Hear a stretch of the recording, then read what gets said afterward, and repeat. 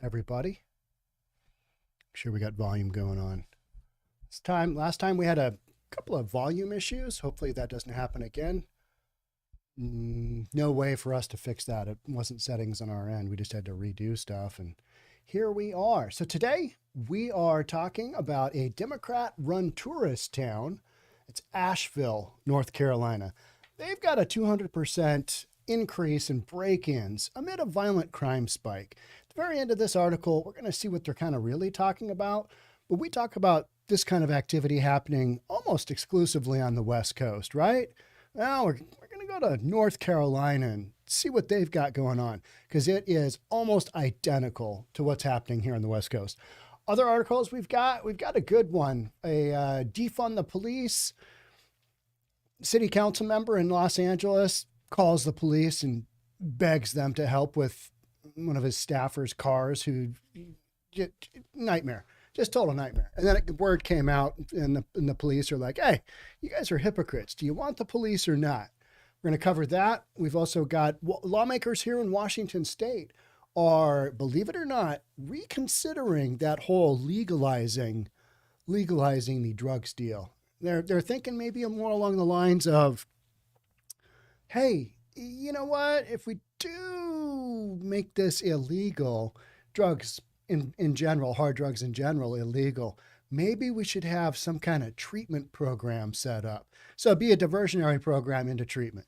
Because with the way things are going with fentanyl right now and with the meth and everything else, that's a lot of what is top of mind, because you've got businesses leaving and all kinds of crazy stuff going on. And regular citizens are, looking at their political leadership and going, what are you guys doing? And leadership is like, oh man, not really sure how to address this one.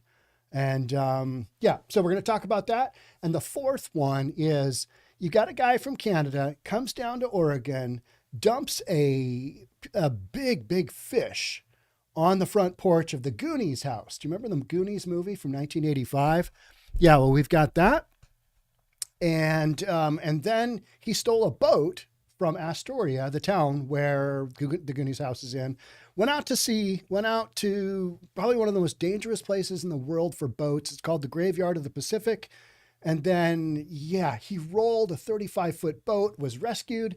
And you're going to have to stay to the exciting end of this podcast to figure out what happened. Crazy stuff, though. Crazy stuff going on down in Oregon. Let's jump into Democrat-run tourist town sees 200% surge in break-ins amid a violent crime spike. Wildly frustrating is the caption.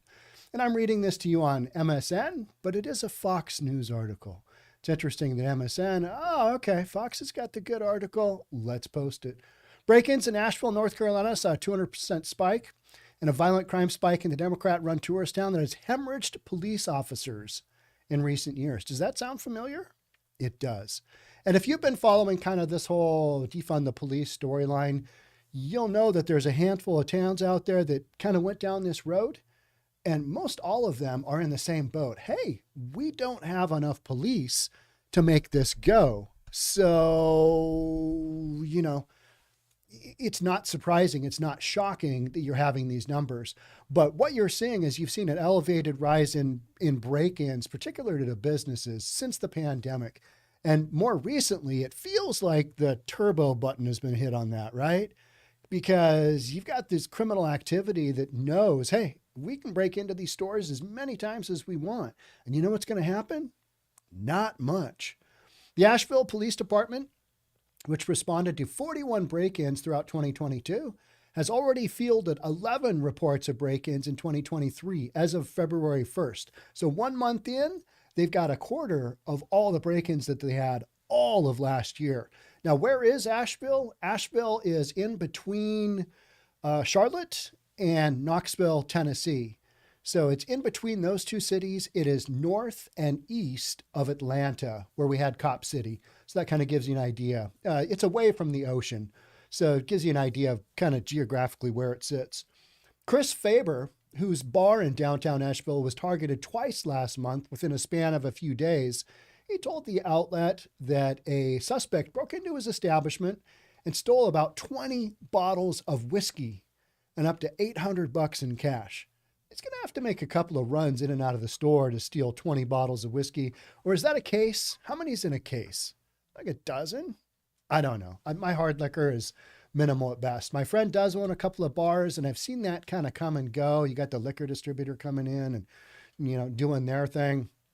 I don't pay attention. You know what I mean? But they also got $800 in cash. All right. The suspect was then reportedly recorded on surveillance video breaking into a neighboring business and stealing from its cash register. That's what we hear about all the time in Portland, hear all the time in LA, all the time in Seattle. They just go one business after another because they're looking for their next fix, and they know that it's going to work. Odds are it's going to work. So why wouldn't we just do this? It's wildly frustrating. And mostly for me, it's frustrating because I'm not comfortable leaving my bar by itself when it happens that frequently. Faber told the local outlet, "We just don't know what to do as a preventative measure other than what we're already doing." And that's the tough thing for these businesses. I did one the other day. It was a comic book store. Was it Portland or LA? I can't remember where it was, but it was a comic book store. I think it was Portland. It was Portland. And the owner is like, yeah, been broken into like 3 times just recently, maybe in the last couple of weeks. I'm thinking about sleeping in my store. It's at that point in time, when you're kind of like, all right, maybe the environment that you're working in is something other than where you want to be, what you want to be doing. Another story I covered last week in Seattle, he's had a 116-year-old dry cleaning and carpet cleaning business that finally said, hey, we're out of Seattle. We're out of the south end of Seattle because too many break-ins, just too much crap happening. We're moving our business to the burbs. So this is what you've got going on, but it's not just a West Coast thing, right? Chucky McKelvey, who owns a bar in downtown Asheville, said a suspect broke into her business on January 18th and made off with alcohol and cash register filled with $7 worth of quarters. Quarters. You're stealing quarters. Okay. I feel like we're all suffering the problem, but none of us really have a great solution, McKelvey told WLOS. And you guys would say, move, get out. Yep. I can't disagree on that. What I always emphasize is that for these businesses, especially, a bar with its location tied to exactly where it is, you go do another bar somewhere else, you are basically hitting start over. You might get some people coming over there if you're in a small enough town, but the odds of that working when something shuts down and then closes for a while, people move on. Yeah, a few diehards might come over to the next bar, but you basically got to start over from scratch. All your permits, all that, your financing, all that stuff. New lease, new building, all that crazy stuff. So businesses like a bar, much more difficult than, say, a carpet cleaning business, where they basically just lease new space, but then, do whatever tenant improvements they need to. It's not as easy as it sounds, like just moving. But if you're being broken into this many times, I think it kind of gets to that point where you're like, all right, maybe we need to move on and we need to consider someplace else. I feel like we're all suffering the problem, but none of us really have a great solution. Of course, if more police presence were there, that would be a helpful deterrent. But I understand that's just not an option right now. One of the reasons I wanted to read this article is that's the same thing folks in Portland say. And some of these folks voted for all that craziness. They're like, defund the police. They're terrible. And now they're like, I really wish we would have some more police officers. And you can see it in the faces of these business owners that probably went down that whole defund the police. And in the back of their mind, they're thinking, this isn't really ever going to impact us to the point where we're going to regret this decision. Now, here we are a couple of years later, and they are regretting the decision in real time. And they're watching it just, spin out of control here, because what is going to stop this type of criminal activity? What's going to stop it? I mean, if you don't have enough police, and we've talked about, how long it takes people to get through, police academy and all that, and getting people onto the streets, that's a forever process. So you're guaranteed to have some of this until laws change, until you got more cops on the street.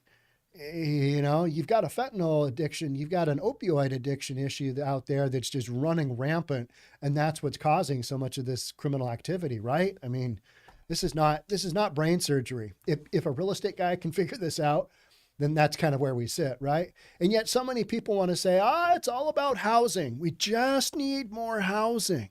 Need more housing. I'm like, okay. So are they, when they go inside, are they going to stop breaking into people's businesses? Is that what we're going to see happen? We just need more housing. Housing. It's going to be fun. It's going to be good. So, senior police officer Robert Kroom told the outlet that some businesses are not even reporting break-ins. That's what I talk about all the time. That even though these stats, these criminal activity stats, crime stats, are elevated, and we know that they're substantially higher than they've been, say this, this city relative to 2022, I think the stats are way higher. I think they're way more elevated than what's being reported to us, because so many businesses are like, all right, I know I should report this to the cops, but I've got, here's my ticker list of things to do after the break-in. And this is our 4th time we've done this. So we've got this drilled down. Calling the cops, what's that going to do? They're going to maybe send somebody out if they're not having a busy day. And, they're going to visit with us, and we're just going to do this little drill over and over and over. So why even call the cops? So I think that is a real reality with what's going on out there in these types of areas, North Carolina included. The break-in surge comes amid a violent crime spike in the historic mountain town, which has seen an influx of people moving in from out of state during recent years. Violent crime in Asheville increased 31% per 100,000 people between 2016 and 2020, nearly double the national average and an 18% points higher than North Carolina's 13% increase statewide during the same period. What's going on here? What's going on here? According to statistics released by their police department in September, Asheville Police Department in September, such trends have continued, rising 34% year to date compared to 2021 and 29% over 2020. You've had a spike like that in a lot of cities. Well, what's happening is the cities that went after that whole defund the police and embraced the mostly peaceful protesters, you've seen a real spike in those cities, Asheville included, right? The department noted that aggravated assaults are mostly responsible for the increase. Asheville Police Department Chief David Zach told Fox News Digital last fall that his department lost more than 100 sworn officers since May of 2020, and that the force is struggling to maintain visibility while operating at almost 42% down every single day. So policing, even in North Carolina, numbers of cops have dropped. And now they started at a low position in 2020, and they've just, 100 cops less. I don't know what their total police department numbers look like, but this is a smaller town. I'm going to say it's like 90,000, 100,000 people. I think I read that somewhere. Not a ton of folks. So when you lose 100 police officers, it's not like Portland or Seattle or, any of these bigger police departments where they can, bleed 100 officers all day long and be fine. That's just not happening. So, they've had a massive impact, and here we sit. Here's the last noted thing about this one. Multiple local law enforcement sources from Asheville who spoke to Fox News Digital last fall laid partial blame for the mass exodus of the police on the city's liberal leadership and on left-wing activists who undermine police. You got Antifa, you got Black Lives Matter. And now you got some real problems. And the business owners are like, yeah, we know that we put those signs up in our windows because we didn't want to get broken into during the pandemic. But now we'd like to see some more police. More police would be nice. Not necessarily a requirement, but more police would be nice. So that's where we sit in Asheville, North Carolina. I thought this one was interesting. So many of you have talked about other cities where this kind of thing has happened. And in Asheville, it went down one of those really get woke type avenues. And it almost mirrors identically to Portland and Seattle and San Francisco from the standpoint of, even though they're a mountain town and they're way out, somewhere far removed from all this West Coast stuff, if you do the same things, if you bring your police numbers down and you go that really woke route, you might end up like this. That cause and effect. That's just wildly in line there, right? It's just, this is just how it goes. And yet everybody's like, what happened? How did this happen? How did we get to a point where our criminal activity is going through the roof? One of the questions that people always ask me is, what's the answer to all this? What is the answer to all this? And what kind of a time frame are we looking at for this to get better? And so what mainstream media does is basically just ignore it. What break-ins? Are we having are there break-ins happening? I didn't know. I mean, I don't consume a lot of local news, and so what's happening? Tell me. That is literally what mainstream media does, because if they were to report accurately in a lot of these stories, you're only going to find on Fox. It's wild, right? It's just like, okay, yeah. And a handful of other channels that cover this kind of thing, mine included, News for Reasonable People. A lot of the storylines that I read, they only come from a handful of sources because everybody else is like, there's no problem. There's no issues here. It's all good. How about those Bears? Just totally divert the subject to something else. And that's how we get here with this kind of thing. And yet you've got business owners, you've got the general public, you've got police who've been vocal about this. You've got political leadership now being pressed to come up with some solutions. And you've got a drug epidemic on your hands. That is, I firmly believe, at the root cause of a lot of this criminal activity. And also because these criminals know they're going to get away with it. And so why wouldn't they do this? That's the real question.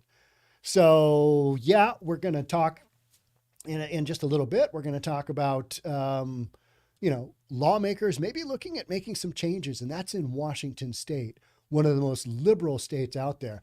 Washington State just gave up its mandate for both county and I think it was Seattle City workers to be vaccinated. That was announced yesterday, Monday.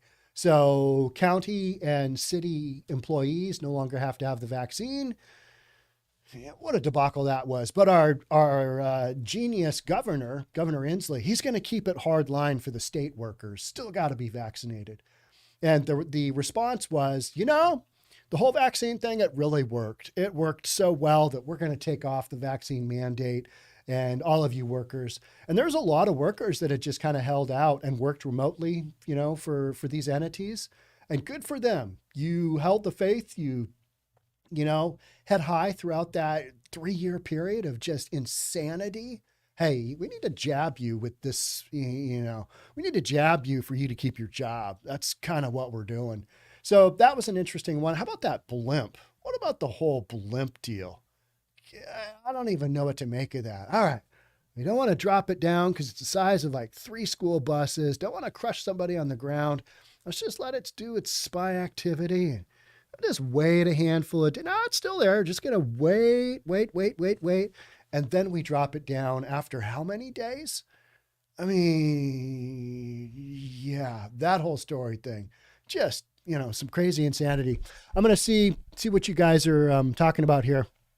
Yeah. Thanks, Jay Inslee, our governor. I don't know if there's too many that are just terrible, but don't they need the original shots if they want to work? Yeah. You can't have today's shots. It's, shouldn't require vaccinations for anyone. Absolutely true, Samantha. Totally agree. It's, we kind of figured this would happen, but didn't figure it would take this long.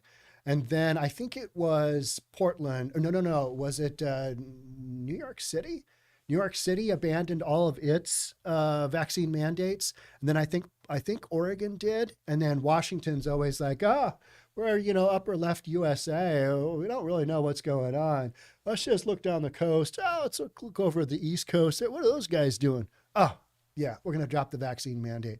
I mean, this is, the normal stuff that we get out of our political leadership here. And then we wonder, hey, how come things aren't really going all that well? Why are things, trending downwards towards a lot of these things that impact people like, crime and, people dying of drugs and homelessness and just crazy stuff like that. It's how you get here, right? It's how you get here. See if you guys have anything else. Somebody wake Maria Cantwell and Patty Murray up. Those people have been in place forever. Talking about politicians. The way Washington got where it is you've just had this, blue wave after blue wave after blue wave. And then people wonder, well, it can't be our politicians that got us here. Well, yeah, it is, right? It is. All right, let's jump into the second topic. And this one's kind of an entertaining one. Somebody sent this to me on Discord. If you haven't checked out Discord, check out our Discord channel. It's called Reasonable Plus. It's totally free. Should have a link on this description of this live stream, how you access Discord. And people are posting a ton of topics. Like, I think at least a couple of these storylines I'm reading today came from Discord. So you guys are posting them there, and a lot of people are joining. So it's a fun place for the Reasonable People community to hang out, because it's like-minded people. Because if you have some people posting, stuff that we don't approve of, just jump on them, just hammer on them. It's okay. It's a Discord channel. It's what we're doing. All right. Defund police lawmaker ripped for hypocrisy after the Los Angeles Police Department was called to watch the staffer's Lexus. Yeah, not even the councilman, one of his staff. Car broke down. Yo, guys, got a Lexus side of the road. Can you guys send, somebody by every 15, 20 minutes to make sure it doesn't get broken into? I don't know about you, but it only takes these thieves about a minute. Bash a window, open a door, check it out, grab stuff. They're off, right? So how many times are you going to want the police to go by? Let's check it out. Let's get into it. Los Angeles City Council member Hugo Soto Martinez slammed by local police union. How about calling AAA? AAA. I used to have AAA. I don't anymore. I don't know. I never ended up using it. You get a newer car, it never breaks down. Now I'll probably need it in the next week or so, right? A Los Angeles City Councilman who's expressed support for defunding and ultimately abolishing the police is under fire after his office called the Los Angeles Police Department to patrol a staffer's broke down Lexus.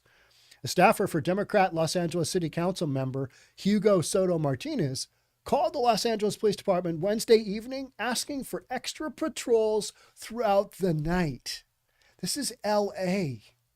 They've got better things to be doing. They are out there doing those better things, right? The gall of some people. Hey, yeah, I know about that whole defund the police. And that whole abolishment thing. We didn't want to get rid of all law enforcement. We didn't want to get rid of all the judges and the legal system and prisons. I mean, we did, but we need your help. So let's just try and move past that. And could you guys send a cop car like every 15 minutes past my staffers? Must have been an important staffer, right? I mean, what was that staffer doing to deserve this kind of attention? Inquiring minds want to know. Probably nothing. But this is how this goes, right? This is how these folks think, that when they need the help, they should get it. When they need the help, it should be there for them. But wait a minute, we wanted to defund the police. They wanted to defund the police. They wanted to get rid of, that was a big thing. We had a couple of council members in the city of Seattle that were into abolishment too. And it's like, really? Because you don't have anything really set up to handle all this criminal activity as it sits now. So you're going to take that away, take that layer away, just see how it goes. And now you want those police that you were about to abolish, if you were given that chance. Fortunately, nobody really went down that road. We've seen the impacts of what happened when we defunded the police, and it hasn't been good. Just kind of like the North Carolina deal. It's not good. Don't have enough cops. If you could swarm the streets, you would. But then, in these cities where this has gone on, you arrest a bunch of people, and if they're not going to be prosecuted and if they're not going to be given time, it's kind of like, what's the point? And that's where we're kind of in the middle of, this time period where, all right, we start to take a tough line, or if we start to go down these roads of we're going to start arresting people for actual criminal activity, or we're going to take things that were once misdemeanors and remake them, felonies to give a little more bite to the law. We're not there yet, right? We're not there yet. So you've got this knucklehead here on the Los Angeles City Council. 1 minute is defund the police. Greatest idea ever. Greatest concept ever.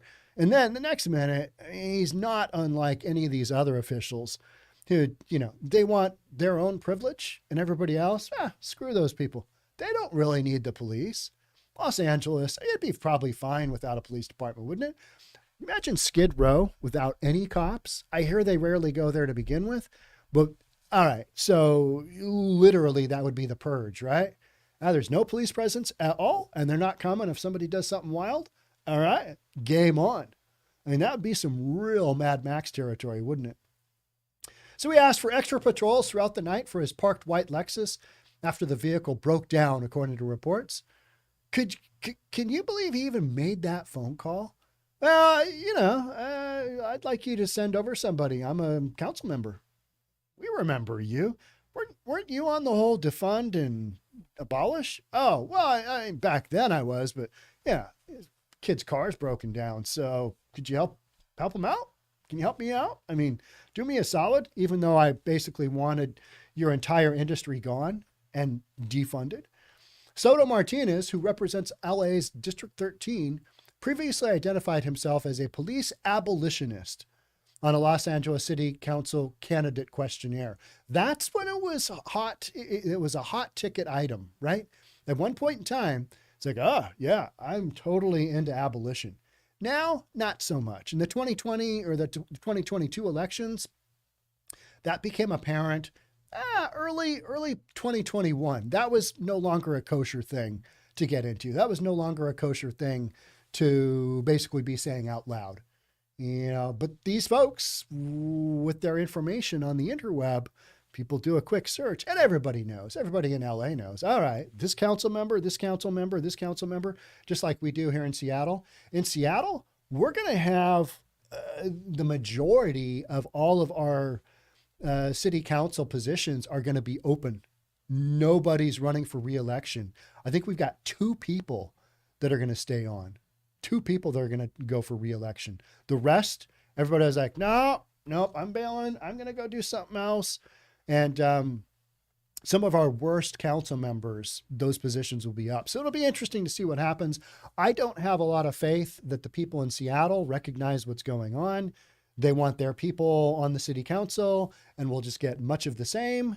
And I will continue to have podcasts for years because of leadership going down these roads that got us where we are. The vice president of Los Angeles Police Protective League, Sergeant Jaretta Sandoz, slammed the hypocrisy from the far left official on Fox and Friends first Monday. I'm glad. I think that's great. You got to call it what it is. You got to make these people understand that, hey, you were going down these roads that were literally going to destroy your city even further if you can. I had a conversation yesterday with my eldest son. He's in downtown Seattle fairly often. He walked the Blade the other day and he was like, Dad, why do they allow that to happen? And, it's just open drug use and just wildly open. And I'm like, well, they've decriminalized possession of drugs. And if you're an addict, that's where you're going to go because you've got all the dealers there. And I was like, we're a bunch of dudes selling stolen stuff. He goes, yeah, up and down the street, bunch of teenage kids. I'm like, yeah, those are gang members. They're just selling their wares for their folks. And then people are shooting up. And this is literally like one street in downtown Seattle. It's like just been, we just gave it to them, even though we've had an emphasis patrol there.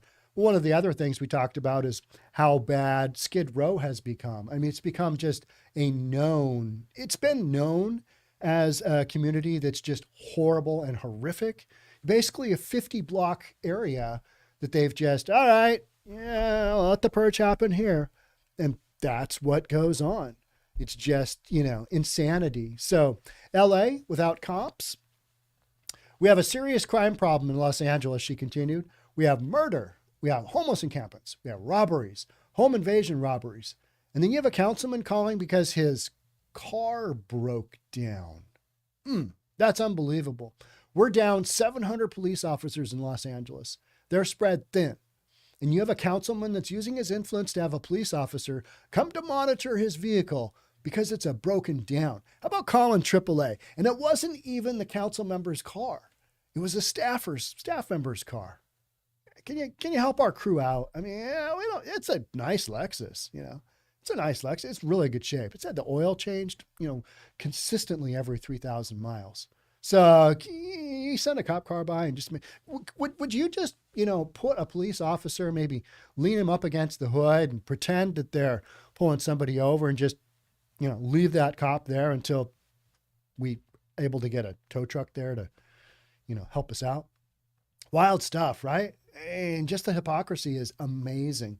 When reached for comment on the call, the councilman's office told Fox 11 Los Angeles that he is upset by the incident. This is upsetting. I called the police and I got called out on it. This is upsetting. It's come to our attention that it's a deputy staffer had some contact with the LAPD regarding his personal vehicle. We're investigating this matter internally and will be taking appropriate action. Council member Soto Martinez is very upset as this does not reflect the values of transparency, responsible governance, and being accountable to the community that elected him, the statement read. All right, so we're doing the blame game here. Doing the blame game. Okay, now you were for defunding the police and you were an abolitionist and you called on behalf of the staffer, and now it looks like you're blaming the staffer because this isn't the transparent. What do you got going on here? Yeah, it just seems like a bunch of nonsense to me, right? Doesn't it just seem like nonsense? Feels like it. It's like, okay, but this is nothing new, is it? This is nothing new. This is just kind of how that goes. People want what they want. And when they don't get it, they're like, what? What do you mean? That whole abolition thing. I mean, that's passé. We don't even talk about that anymore. I mean, I basically scratched that off my resume. It was a flash in the pan thing.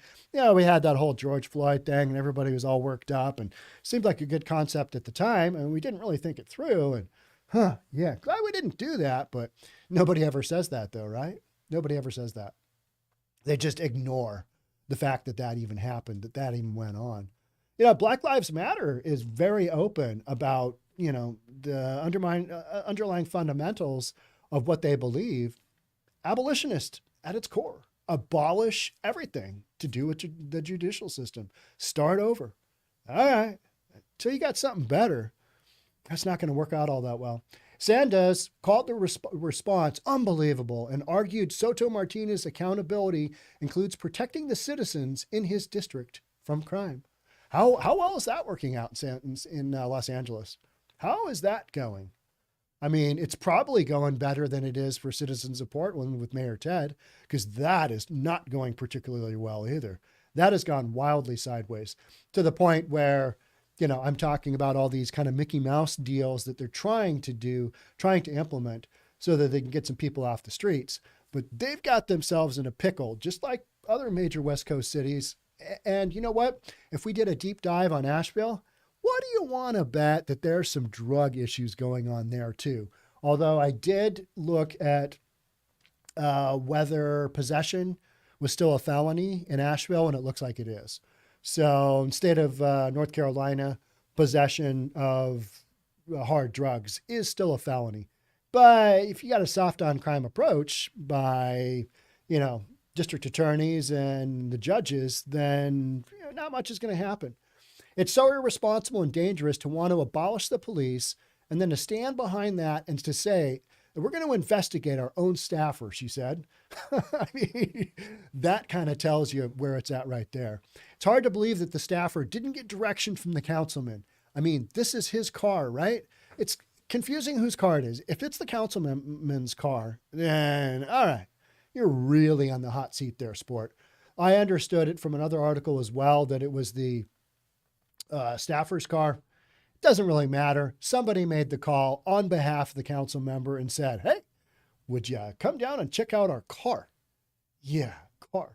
I think they're backtracking on their campaign promise to abolish the police and to defund the police. So I don't buy that one bit, whatever they're saying about the car thing. Sanders believes the staffer was using their position to get special treatment. That's not shocking, is it? Arguing a regular citizen would not have been able to receive police help to watch a broken down vehicle. You think? You're lucky to get a police officer out to respond a car break-in, let alone have somebody just kind of stand watch over your vehicle. I don't understand how this person got elected to office, but he definitely needs to step down if he's not willing to protect his constituents and also protect the city of Los Angeles, Sandoz concluded. I 100% agree with this, but we knew this was going to happen. We just knew this was going to happen. What happens when you actually need the police? You dial 911 and you hope they get their asses there fast, right? I mean, that's just what we expect. So this whole concept of defunding the police, just crazy. I mean, it's just crazy train, right? It makes no sense. But they wanted to go down this road and they got a whole bunch of people to support them and back them. And we bashed out stores, windows and did a lot of looting. And then all of a sudden, that kind of thing just dried up. And all of a sudden we're like, oh, yeah, okay, well, so your car broke down. I would like some help from the police. Crazy stuff, right? All right, that's it for me on this one. Let's see what you guys are talking about. What has happened to property values in these areas that are corporations buying them? Like down in Portland, property values are going up. In Seattle, properties are going up. Some of the areas that are hit hardest, they're going up at a slower rate. But oftentimes, these are located in areas where you've got such employment that it almost doesn't matter. People are like, okay, yeah, I mean, if you're willing to accept a break-in every now and then it's a relatively good neighborhood. It's going to be okay. You've still got more people coming in to a Portland. Almost. You had a couple of thousand people leave, but not enough to rock the boat on a big ticket item, not enough to drive property values down yet. And Seattle, because of our employment situation, LA, areas of LA, a lot of what people on the homeless side of things, and LA has got the biggest homeless population of anywhere. They want to say that lack of affordable housing, because you've got all these tech sector jobs and all this industry and, Los Angeles in general is just a massively spread out suburb / the commercial centers downtown. But that's not really what LA is all about, right? You've still got more people coming in than you've got people leaving. So, these property areas are not down as much as you would think. And I haven't seen any corporations. I haven't seen a BlackRock stepping in. Haven't seen that story at all yet, but I'm sure they will. There's just, supply of commercial is becoming way more as the whole work from home thing really starts to impact the downtown areas. Downtown Bellevue here where I am, I'm just outside of downtown Bellevue. It's going to be impacted heavily. Downtown Seattle already impacted heavily because of the work from home thing. And all these businesses are like, all right, can't seem to get our folks back into the office because everybody wants to work remotely. Looks like we don't need all this space. So you've got all these vacant buildings with leases that companies are just running out. And until that changeover takes place, and that could be years, because sometimes those commercial leases, you might have a 10-year commercial lease. 5-year commercial lease is not uncommon. At least a couple is minimum. Typically a 3-year lease, you sign a 3-year lease, unless you're in some kind of renewal deal. So until those start to come available, all this stuff is just kind of sitting out there, and you're not seeing massive turnover. You're not seeing massive turnover yet. Whether we'll see that down the road, I don't know. But a lot of these places, especially in the West Coast, a lot of these cities where this is happening, like our real estate market is up almost 0.5% year over year. We are up. We are not down 15% like economists are predicting. We're not down 25% because interest rates doubled. We're up. And that's because you've got employment that's driving demand, and you've still got little supply. You've got a couple of months supply throughout most of where I am at here, and you've got a couple months supply throughout a lot of markets in the United States. So that lack of supply, and now you've got interest rates dropping. Interest rates have dropped about a full point. That's driving some of the demand that's going on. So my little town of 8,000 is selling condos by the train tracks for 800,000 now. Big change. You know, things kind of keep rolling along, right? You got all these stories and people go, all right, you got to wait for the big corporations to jump in and scoop all these properties up. It's not really happening because there's still so much demand for housing, even in these areas where you've got knuckleheads running the cities. Because people in the, you know, somebody elected all these officials. So they got to kind of sit in their own poop, right? And that poop right now, to me, is a massive opioid epidemic. Massive. And we're just going to watch that. We're watching that unfold right in front of us. All right, speaking of that, let's jump on into the next segment here, which is we're at that point where people are like, okay, yeah, opioids, not great. You know, maybe the whole decriminalizing drugs, hard drugs, maybe that wasn't the greatest concept. But Vancouver, BC just did it. They're in the process right now of decriminalizing possession of hard drugs. I don't know how they can look around at other cities in proximity to them and go, all right, well, I mean, Portland's looking pretty good. It's looking good. I mean, they decriminalized drugs and nothing really bad happened there. Seattle, oh, yes, yeah, Seattle's got some, well, now that I look at Portland, they got some issues. Yeah, LA, yeah, yep, San Francisco, whew, yeah. Had a little chat about the Tenderloin with my oldest son yesterday. It's like, Dad, have you heard of the Tenderloin? Yes, I have. Podcast on it pretty often. And it's just one of those areas that over time gets run over, you know, like Skid Row, but Skid Row is in LA that's been like destination. All right, guys, here is your 50 block neighborhood. You want to go do shenanigans? You go there. It's like, that is like, you know, LA's, the Tenderloin in San Francisco, kind of along the same lines, right? You've got a bunch of other neighborhoods in San Francisco that have been impacted as well. But the Tenderloin probably rocked the hardest, from what I can tell. And so, you know, you've got lawmakers in Washington going, lawmakers consider options to change Washington drug laws and require rehab for offenders. We're coming full circle. Here we go. All right, let's just see how this one worked out. Well, let's see how the whole decriminalizing drugs works out. That should be fine. I mean, you won't have a spike in demand for drugs if you make it, you know, decriminalize that, and you decriminalize all the activities that people can get said small amounts of money for their drugs, mainly stealing from the community, stealing from local businesses. And then, you know, since we're not going to prosecute them, we'll just, you know, keep this system going. It's a great ecosystem for crime and overdosing. And now the overdose numbers are getting to that point where local officials are like, okay, yeah, maybe this wasn't the greatest of concepts. Maybe we need to rethink and reimagine this. And that's what we're doing. Require rehab for offenders. Could you imagine that first offender that gets busted? I got to go to rehab.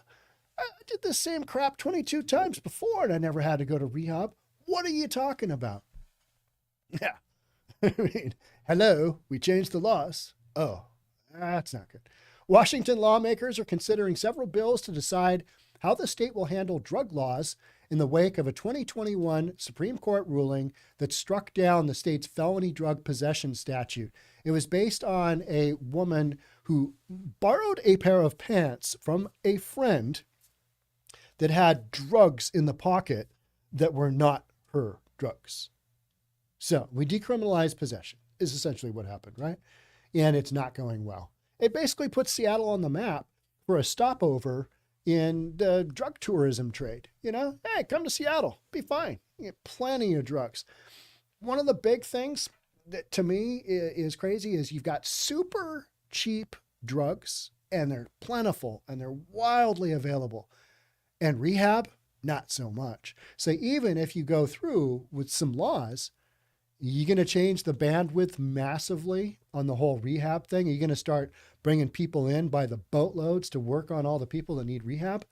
Because it's pretty hard to get somebody in right now to rehab in Washington State unless you've got crazy good insurance. And guess what?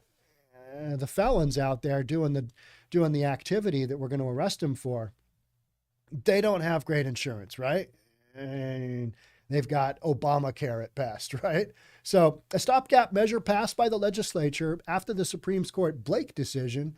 Blake decision is the pant pockets with cocaine, I think it was. Those are not my pants. Who borrows pants from a friend? I mean, you know what I mean? You got any pants I could borrow? You got a pair of jeans I could just, borrow and wear? I mean, could you leave? Who leaves drugs in their pocket? I didn't use up this last little bit. I'll just leave it here. Seriously? I mean, Washington State is so weak. The Senate Law and Justice Committee heard proposals Tuesday for new laws that would criminalize drug possession and incentivize drug users to go to rehab. Okay. Are you really going to incentivize them to go to rehab? Are they going to, they're going to do 45 days in jail, or they're going to go to rehab? I could see a bunch of guys saying, rehab, screw that. No way, I'm just going to do 45 days. Because are they going to have to do 30-day treatment? Are they going to have to detox? They're probably going to take the 45 days of incarceration, right? And a felony on their record. Yeah, why wouldn't they? Because it's not like they're needing a clean resume. Senator Jesse Solomon, Democrat from Shoreline, is sponsoring one of the proposals, SB 5476, which would require people arrested for drug possession to engage in treatment or face at least 45 days in jail. Here we go. Is this going to happen? Some version of this will happen eventually. They're going to hem and haw, and people are going to say, well, incarceration doesn't teach anybody anything. Yeah, but neither does running around the streets willy-nilly like we're doing now. Another thing I was talking to my son with was how crazy Aurora Avenue North in Seattle is, where you have basically decriminalized, you haven't decriminalized prostitution, but you've decriminalized standing around soliciting for prostitution. You can now solicit wildly open. You just can't do the actual act and get paid for it. So we've got all kinds of people up from California, all kinds of trafficking going on in a certain section of town. And it's kind of like the Blade in downtown Seattle. You've got this area where it's just like, all right, guys, do your thing. We're going to talk about cleaning this up, but we're never really going to do anything about it. And so everybody complains about sex trafficking. Go up to Highway 99 in a major part of Seattle. Tell me how that's going. Tell me that we really care about sex trafficking. We could give a crap, because you got girls walking up and down there. I mean, all day long, Our communities are suffering from rampant public drug use. I think we need to send a message to judges that they need to take these charges seriously, Solomon said. This creates a system where they can be arrested, not with the intent to jail them, but to say, look, the state and cities that need an option to get people into treatment. Totally agreed, but who was it that decriminalized drugs? Is it our people in the state legislature? It was, wasn't it? Huh. So this is something we created. These laws don't magically jump on the books by themselves, right? So you've got people that the citizens voted in. So now those citizens are going to have to go, you know what? We're going to have to reimagine this. We're going to have to take a slightly different approach because, this is somebody saying, okay, I understand that we've got a wildly out of control situation, and there are parts of Shoreline that are wildly out of control. So this individual would know.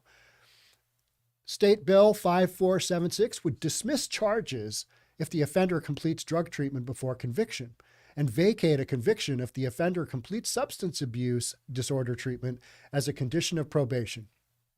We've been down these roads before, right? And we're just basically doing the same thing over and over and over. State Bill 5035, sponsored by Senator Mike Patton, a Republican from Spokane Valley, would make possession of a counterfeit substance as a Class C felony. It's counterfeit substance, that's interesting, and encourage prosecutors to divert an individual's first charge to drug treatment. We need the proper leverage to get these people into treatment. A misdemeanor charge won't compel them to get into treatment as much as a felony charge.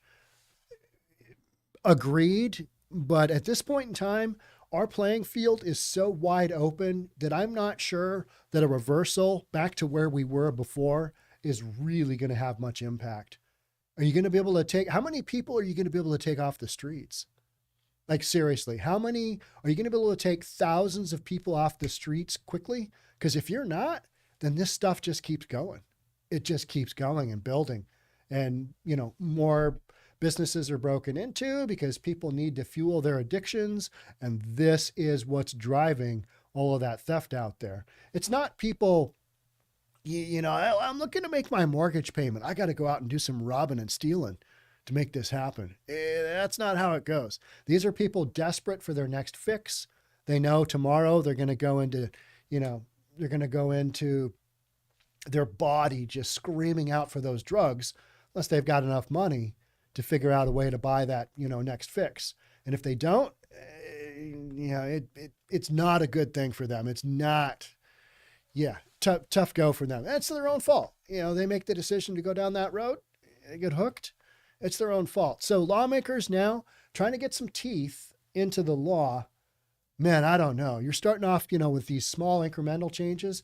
You need some big whoppers to change any of this. And we don't have politicians here in the state of Washington that have the backbone to make any kind of change. I don't think, in my opinion. We haven't seen it before. All of a sudden, why would that change? And like the Seattle City Council, we're going to see what the citizens are, really kind of responding to, because now you've got a situation where you can't blame it on all of these existing council members, all the crime on them. You're going to be able to blame it on the said residents who voted for whomever the new folks are, because, that's how this works. So if you want to make some change, if you honestly think that what's going on in your town and you've voted blue before, you might want to take a look at somebody a little bit more moderate or even into that red category. I know it's shocking. I know it's shocking to say that. But so they're talking about getting the leverage to get people into treatment. And I think that's great. Do I think it's going to happen, here in the near future? Now we're going to have some, hemming and hawing around. We'll have a couple of these things that won't pass. And then somebody somewhere is going to drop the hammer. Hey, we need to get this going. We can't have these streets run like the way they are right now. And so, something will change somewhere, and then we'll start to go down that road. Maybe. It is Washington State after all. State Bill 5536 would create pretrial diversion programs for people charged with possession of a prohibited substance and would vacate convictions if the individual completes substance abuse treatment. We have been down this road before. Did it work then? No, but it's going to work even worse now because nobody really believes in this system. We don't have a substance abuse system that works. It's just not happening. So I think these bills are a step in the right direction. Will they happen in the state of Washington? Probably not. I doubt it. I don't think people are there yet. You talk about people bottoming out from their addiction, whatever that may be.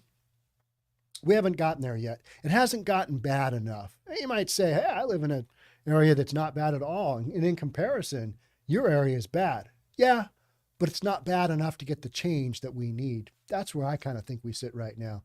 Because as I watch, homeless encampments burn, and we got encampments here and there, and craziness going on, and businesses leaving, and, stuff like that going on. And then we're talking about this. You got some changes that are going to happen, but I don't think they're anytime soon. I think we're a ways out. So then you've got some suffering for a ways out. And so those businesses leaving, they're probably making the right choice. Where are they going? They're typically going to the suburbs because the suburbs didn't fall into all these games of, it's just, decriminalize everything and we'll see how it goes. And sure, this will work out. All right, that's it for me on that one. I'm going to see what you guys are talking about. The system is in failure. A lot of people say that's what's going on. And you know what? I think a lot of aspects of the system, you're 100% correct. We need to form an ad hoc committee to study the problem. Yeah, I think that's already happening. But then they see the results and they're like, well, we just need more housing. We need more housing.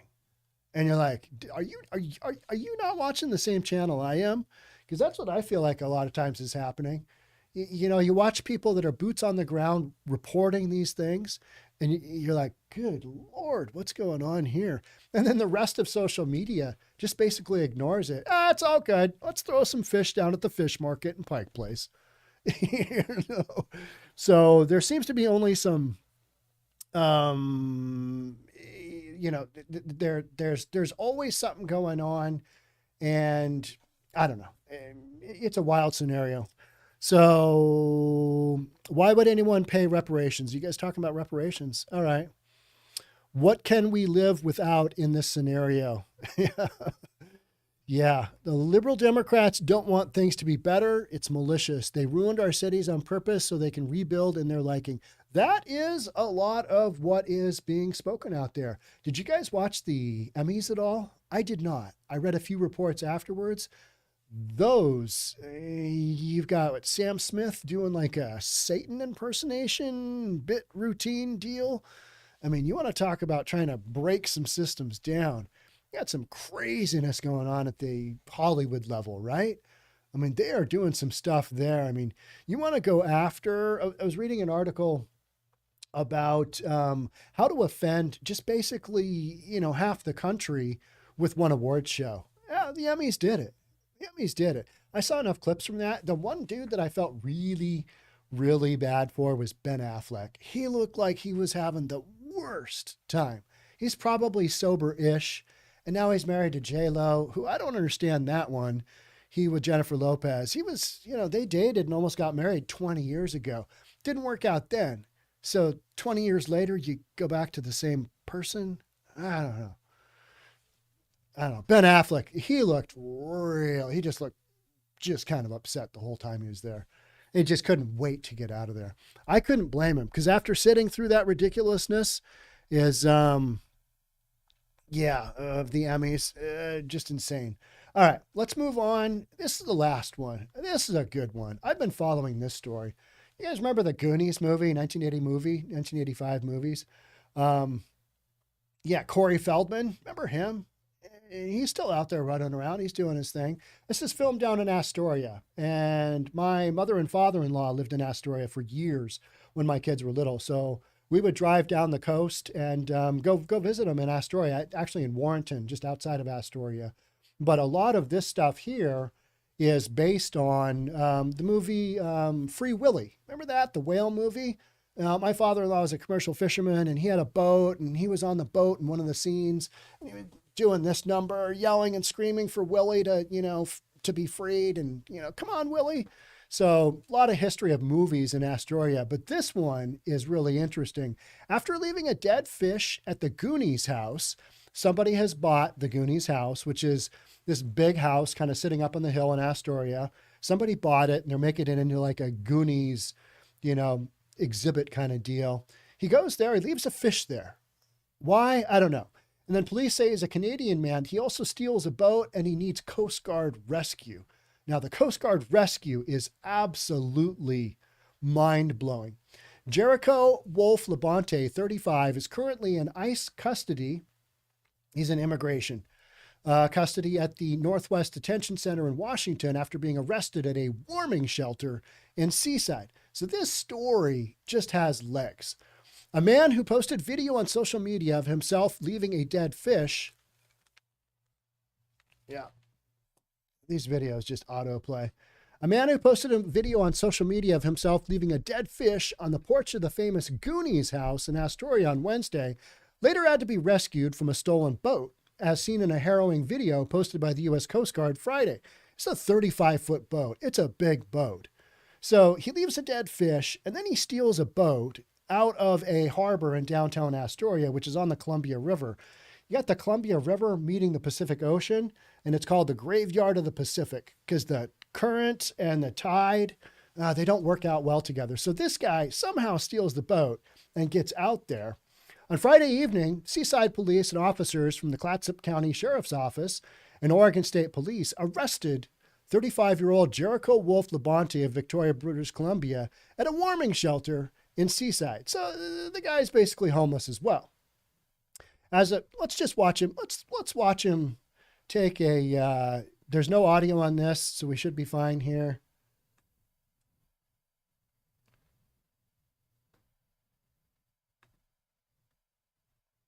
No, we're not looking to skip ad. All right, let's watch this guy. All right, looking around, probably super early in the morning, I am guessing.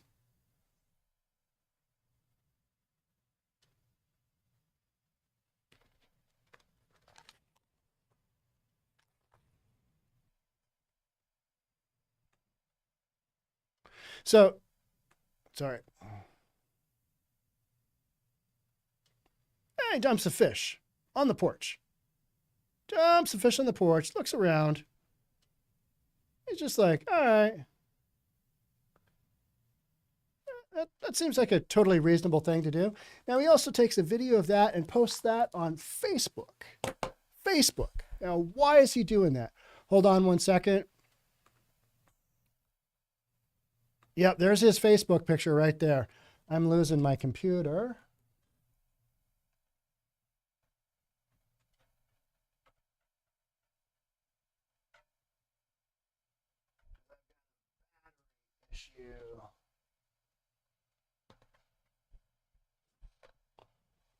Well, hopefully my computer sticks with it here. And if it doesn't, I'll just kind of tell you the story. So, guy does the fish thing, and he's down from Canada. He's just hanging out. As of Saturday afternoon, Labonte is in U.S. Immigration and Customs Enforcement. Officials said Labonte was wanted on charges of theft, endangering another person, unauthorized use of a vehicle, and criminal mischief. Additionally, he is a wanted fugitive out of British Columbia and a suspect in other cases.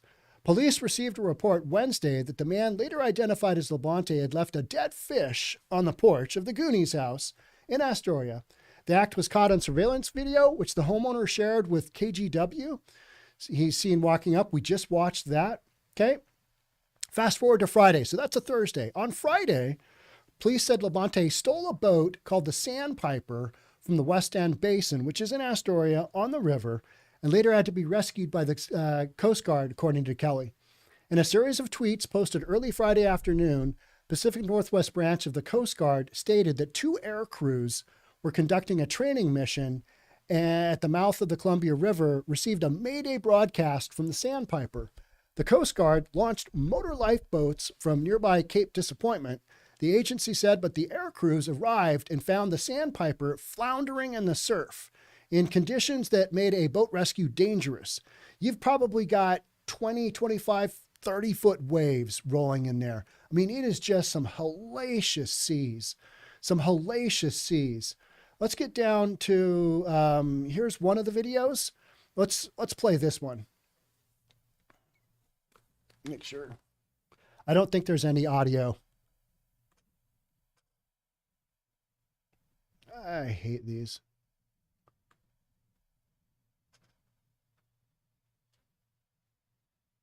Okay, so you got the swimmer swimming out to him.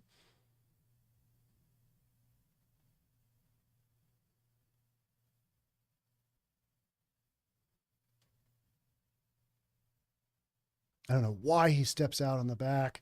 Looks at the wave. Check out this wave. Oh, roll over, Beethoven. Oh, ho, ho, ho, ho. Okay, so there's that. That's taken up. That's a 36-foot boat and just rolling it over on a single wave. Just basically crushed the boat. So this guy steals that boat, and that happens to him. And they take him up. And so that swimmer in the water, he said it was like being in a washing machine. So he comes up, he finds the guy, he grabs a hold of him, they bring him up on the chain, they get the guy into the hospital, he's okay, he lives. I wonder what happened to the boat. What happened to the boat? Did it sink? I don't know, because usually they don't allow those boats to sink just because you got the whole fuel. I'm guessing that was a diesel boat, but you can see how top heavy that boat was. I mean, it just rolled over, right? All the winds that's out there. I mean, that's some hellacious weather they have at this, graveyard of the Pacific. This guy had no idea what he was doing, but he's probably some kind of fisherman background, because who else is going to be able to take a twin prop boat that you've just stolen and drive it out that far? Clearly he got in over his head, but they got him to the hospital and then they release him. I'm kind of thinking, what's going on? You just release? I mean, was that your boat? Did they run the tags on the boat? Did it immediately sink? I don't know. There's so many questions on this story. It's just wild to see happen. So the kid that's in the water, I kind of got thrown around a little bit by the wave. And then when I came up, I noticed that the boat was pretty much in shambles. You could see that. That top end was just destroyed. Labonte was taken to the hospital but was discharged before officials realized that he'd stolen the boat and left a fish on the Goonies' house porch and posted it on social media and was wanted up in Canada for a handful of just misdemeanor knucklehead stuff. Unfortunately, he was discharged from the hospital before everybody put two and two together. So he is somewhere between here and where the Coast Guard base is. Apparently, he left his jacket on the Coast Guard helicopter, and we believe he's heading back there to retrieve his jacket. This guy is not the most brilliant of criminals, is he? I mean, he's probably thinking on that helicopter ride, oh my gosh, do they know that I have stolen a boat? They have no idea. It's just wild, right? So then we've got the police. Somebody in social media said, I know that dude. And then they realized, oh, that's the guy that just got rescued. I mean, that's a heck of a rescue. That's a wild, wild rescue happening, right? Police were looking for Labonte throughout Friday evening, eventually finding him at a seaside warming center. Now, Seaside is a little bit further down the coast from Astoria and then Warrenton and Seaside. I used to go to Seaside as a kid and feed the seals. They had pet seals there, and they were very fun to feed, but it was very stinky ordeal. So a lot of fun stuff there, and you'd walk the beaches. I mean, it's just an epic area of Oregon. But don't take that boat out there. I've been out in a fishing boat out that direction on a sunny day when it was calm, and we still had just big rollers going through, and it made me a little sick. But, being out in the ocean, that's going to happen. This guy, not the brightest, not the sharpest tool in the shed. He just drives right into the weather, right into the massive waves. And he probably got out there and went, oh, this isn't working out well. Mayday, mayday. Actually, it's mayday, mayday, mayday. Despite the charges in Canada, Kelly said that they were not serious enough to warrant extradition. However, he said that the U.S. Border Patrol was aware of the situation and wanted to be notified as soon as he was taken into custody. The Goonies house was used as the filming location for the 1985 cult classic movie. It's been a popular tourist attraction for fans of the film. More recently, the house was listed for sale and eventually purchased for just over $1.65 million. This is an hour outside of Portland. That kind of gives you an idea. It's by somebody who came forward publicly after the sale and declared that he was a fan of the film and wanted to preserve the landmark. Enough for some crazy dude to drop a fish on there and then go out and just take a boat. I mean, where was the guy going to go with that boat? Was he just going out? Is he doing a joyride? So many questions, so few answers. I did do some follow-up on this topic, tried to figure out what was going on. If somebody knows what happened to the boat, let me know. And did it just sink? Maybe, probably. Because otherwise you'd hear about some kind of, rescue effort. But I also didn't hear about it sinking. So I don't know. It's kind of wild. But that story to me, that's our guilty pleasure. Because some of the other stories that we read, they're just hardcore. All this criminal activity and stuff. You got to read about the stupid criminal every now and then, right? And that's what this guy was. He had so many different aspects there. And putting that boat just whoop, boom. Yeah. Shows you how powerful the ocean is. So yeah, just some wild stuff. All right. I'm going to take a quick peek at what you guys are doing over here. Should have been fish food. Yeah, it's crazy. Smelling like fish and all. No one owes reparations. You guys are still on reparations.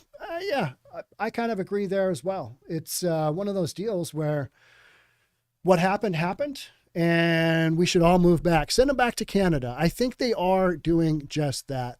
I think they were in the process. I think it was this morning of moving him back up there. He's up at he's up in the border, up at Blaine, where they've got a center up there. But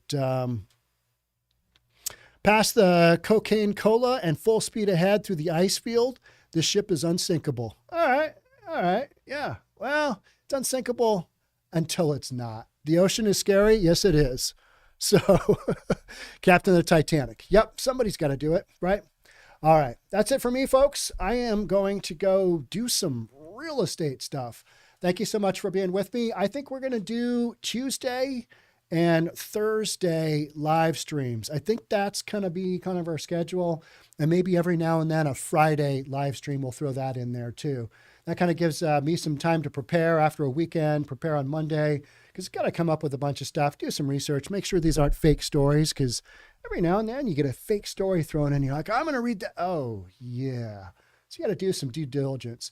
Hope you guys enjoyed these 4 stories, and I'll catch up with you in the next one. All right. Thanks again for being here. I'll see you then. Again, thanks so much for being here. We'll talk soon.